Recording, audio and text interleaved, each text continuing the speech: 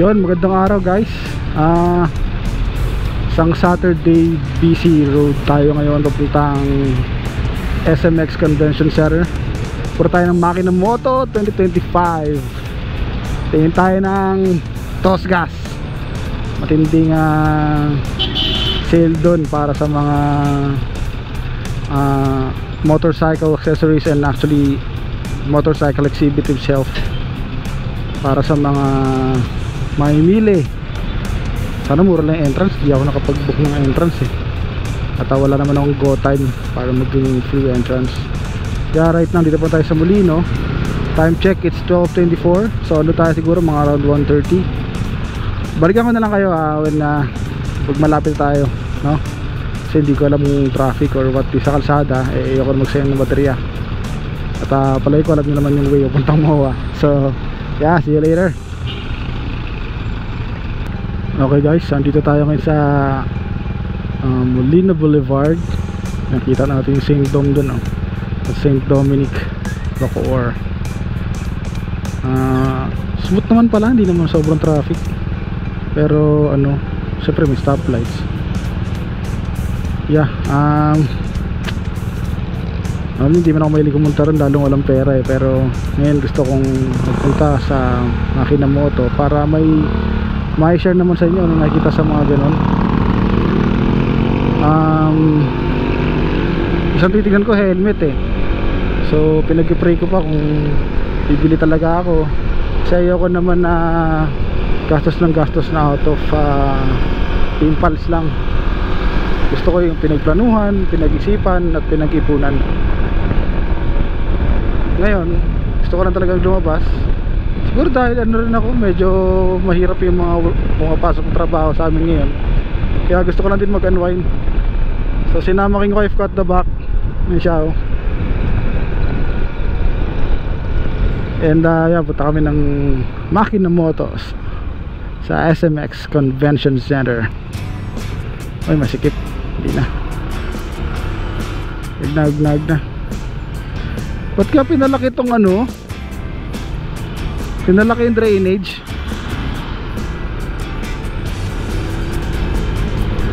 Siguro dahil para sa baha, para maiwasan yung baha. Not sure. Yeah, ito na lang, balikan ko ulit kayo mamaya. Itabid ko lang muna sa matraffic na area to. Kasi dito rin yung mga number 1, mga buhaya. Mga bakor. At syempre gusto rin natin mag-ingat. Hindi pa ako ganong, dati kasi may channel lang sa YouTube pero not necessarily vlogging, speaking with the camera. Ano lang ako parang FPV lang, sapat na. Alam, ganitong nagmamaneuver tayo. So let's be safe first. Kita-kits later. Yan guys, time check, mag-aalaw na, 12:54. Dito tayo ngayon sa service road going to Pasay. So kailangan na lang iba yung pag-iingat para hindi tayo pumasok sa maling kalsada. So ito yung parang gateway ng mga taga Cavite to Pasay na nakamotor. Dito yung pinakabilis. Pero yun nga, kailangan na iba yung pag-iingat, kasi pa nagkamali ka at dumiretso ka dyan, pulutin ka sa coastal road, bayad ka ng toll fee plus penalty. May ticket ka pa. So dito lang tayo sa service road. Mabilis din naman dito, wala naman traffic. Medyo medyo delinquente lang yung lugar. Mga side road lang kasi to. Dito karaniwan puntahan ng mga adik, alam nyo na, para magpababa ng amats. So ito na si Kuya. Hindi ko alam kwento niya, pero dito sila napupunta kasi dito sila pwede. Dito pwede tao So ito na, may mga informal settlers dito. Well, honestly, minsan yung mga informal settlers na yan, natitignan nating informal settlers, hindi, sila yung mga original dito. Kaso dahil wala na silang malipatan at kinuha na ng government yung kanilang lugar para i-develop at magamit, wala na, no choice. Ito Meralco substation. So dire-diretso lang tayo rito hanggang makarating ng ano bang lugar yun, Bulungan sa Parañaque. Alamin ko alam yung Bulungan, yun yung mga bintahan ng mga isda, mga bultuhan.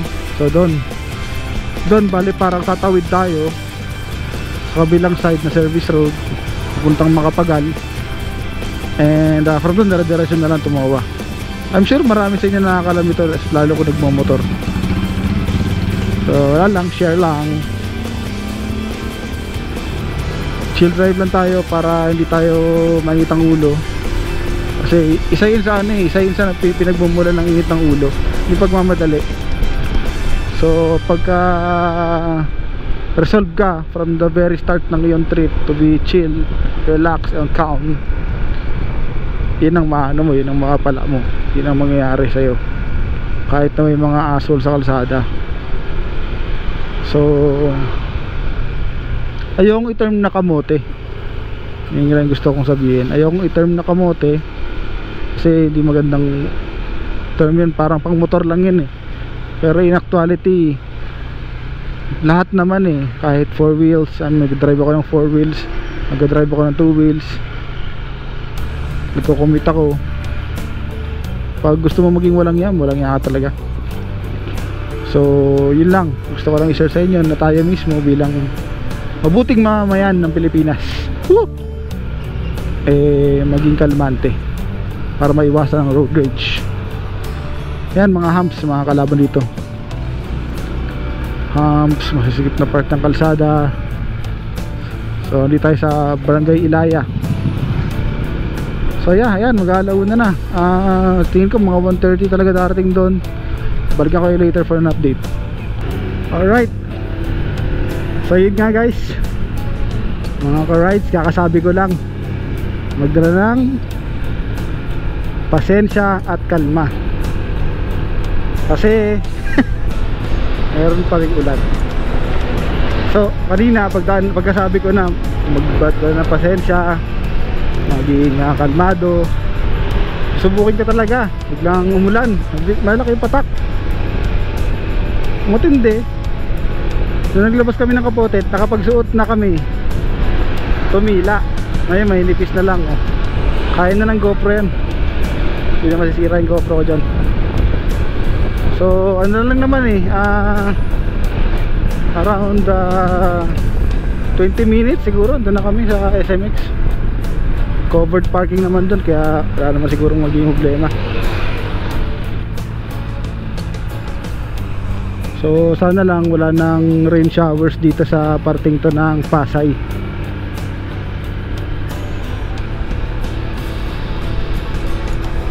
Para dire-diretso lang yung ating biyahe. Kasi dito wala na rin masisilungan eh.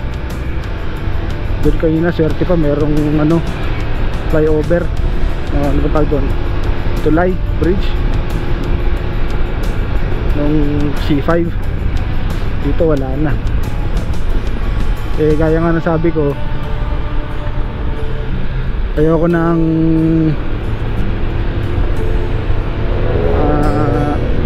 hindi ko nagmamadali, ayoko na nagmamadali, gusto ko chill lang. So chill lang tayo, makakarating din sa paroroonan, sabi ng isang kanta. So yeah, 1:14, sana makarating pa rin tayo ng 1:30 na expected na natin, time of arrival natin. Ngayon na lang ulit pag na tayo sa parking ha. Okay, so ito na nga, dito tayo sa Bulungan sa Parañaque. Nakatawid na tayo dun sa kabilang service road to this other side of the coastal road.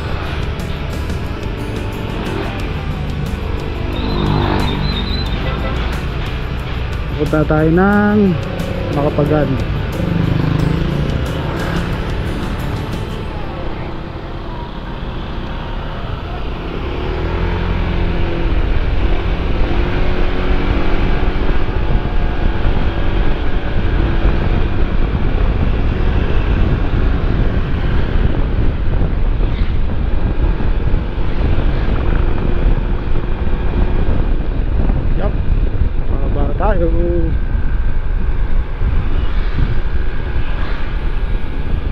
All vehicles turn right.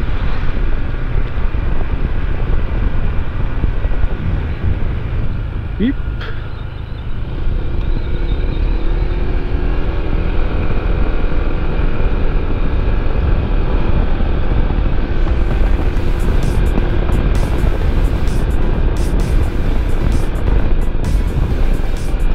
Kung hindi ka pa nakakadaan dito, yeah, this is the road. Ito yung ating shortcut going to Makapagal from Bacoor, Zapote, Las Piñas at Parañaque. Maya maya nasa Pasay na tayo. Pasay.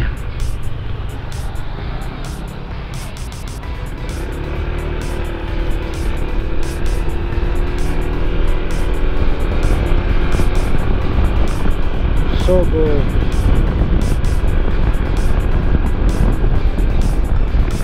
Sabi ko sa parking na eh. Excited lang ako pakita sa inyo yung bulungan. Parang masarap kasi bumili ng isda ron.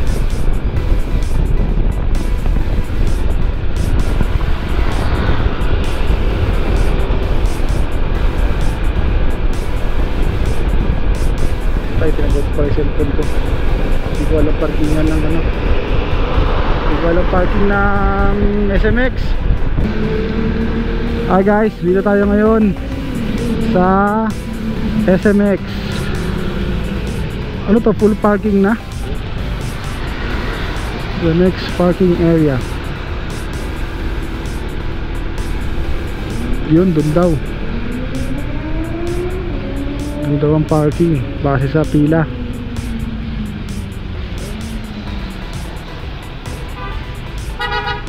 Ay, dito pala, sa kabila pa. Diretso pa, hindi pala dito.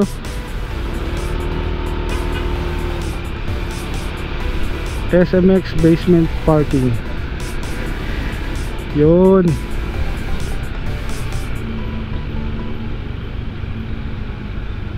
Ay, full parking na naman. Full parking. Sa kabilang daan.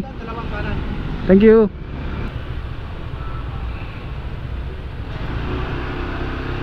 Yes, saan kaya dito?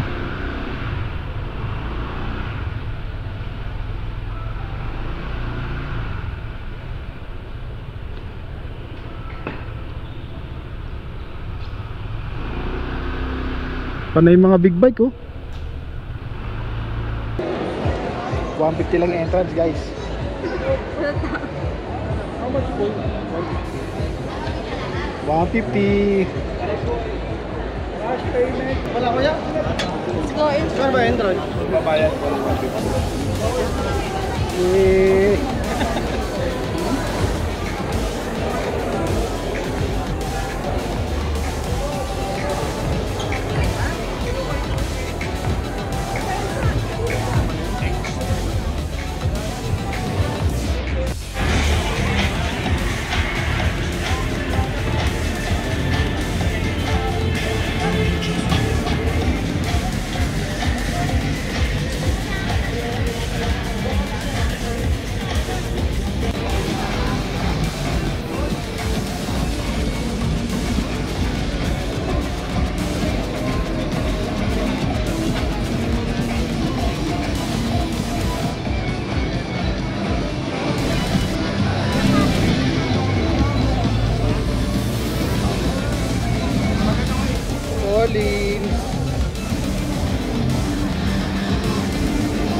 Desert X Rally.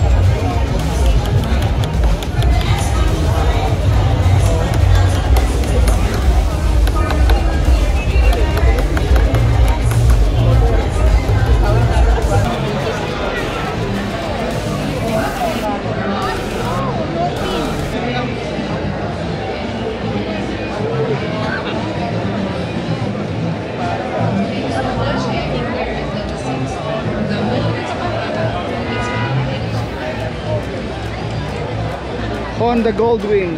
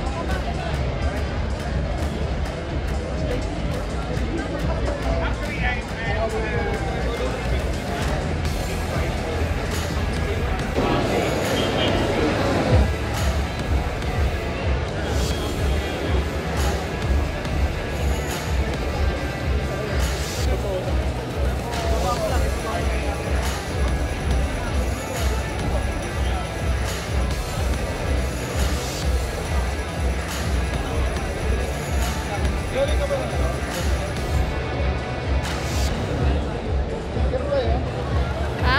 May speaker pa. Hey, trip tayo.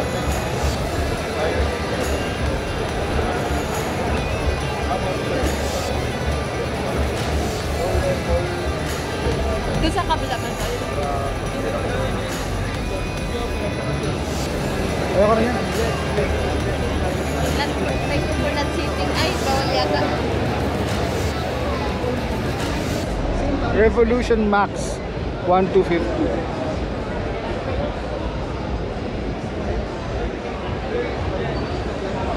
Revolution Max. Anong model to? Nightster. Nightster. Akala ko baka...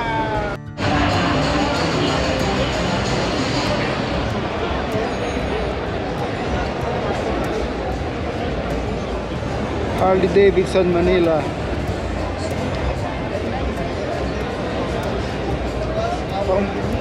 Itong makina nyo. Yes, this is only one, I would say the last of the 11 flights that we put together. Make this one. Siyempre, Royal Enfield. Himalayan.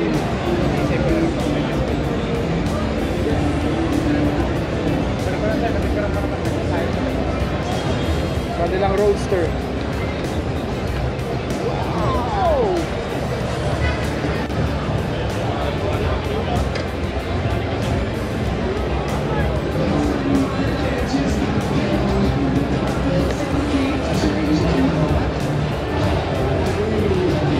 Picture. 1, 2, 3.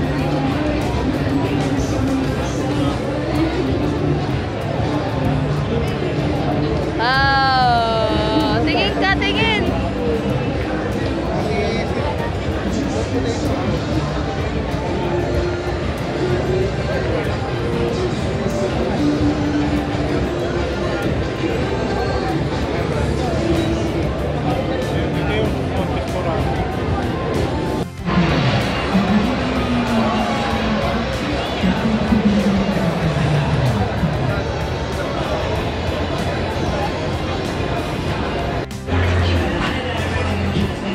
Ray1 Moto.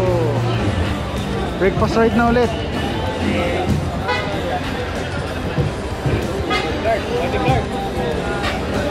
Segway.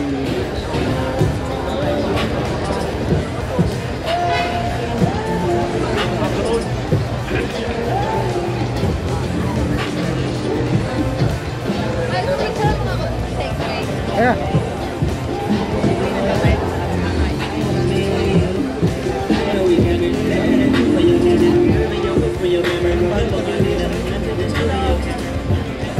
One, two, and three.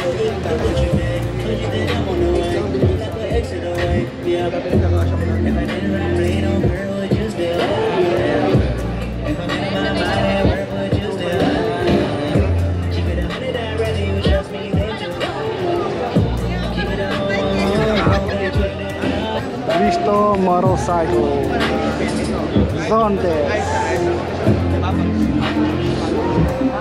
Ay, Marco, Evo helmet oh. Kulay dilaw. Favorite color mo, puro dilaw oh. At ano pa naman kung Moto World na pala to.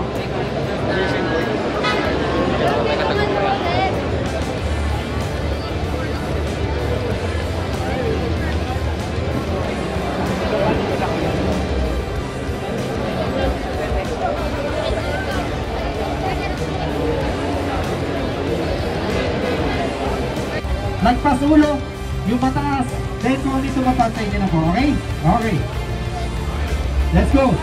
So, ang pinaka maganda rito mata-mata, number 12, di ba? Kasi Evo po yan. Yung number 12, Evo. Okay. Boss, bibigyan ko na ng magandang laban to, parang katulad ka ako. Baka maubos yung hindi boss, hindi maubos. Sigurado ako. Ang number 12, tandaan, Evo. Okay. Ang ibabato mo na lang isa. O, ito na yung number 5. Sige. Iba ko mo.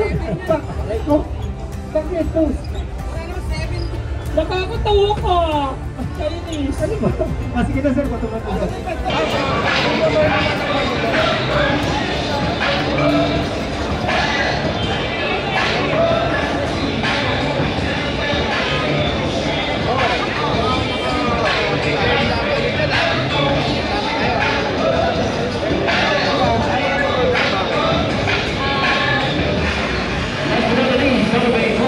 Big bike! CF Auto! Ayun, nasa CF Auto.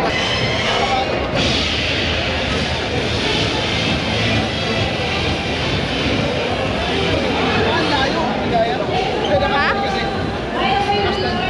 Ayun kapag ano, pag pinabato sa stand, gano'n din ako.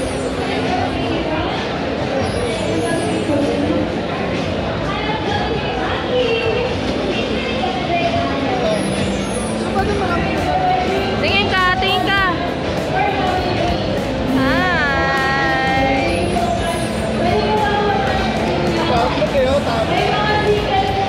Ang laki na ng tablet to ah. Dahil mataas, marami na. Okay. Pwede naman sa kanya.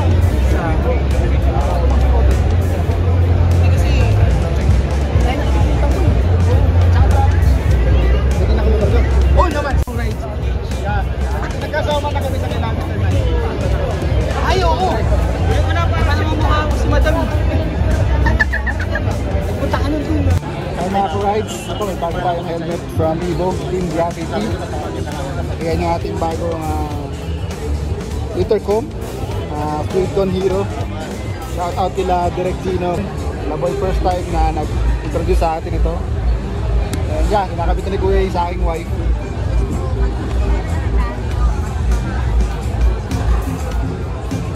$30 hours of unlichismisan.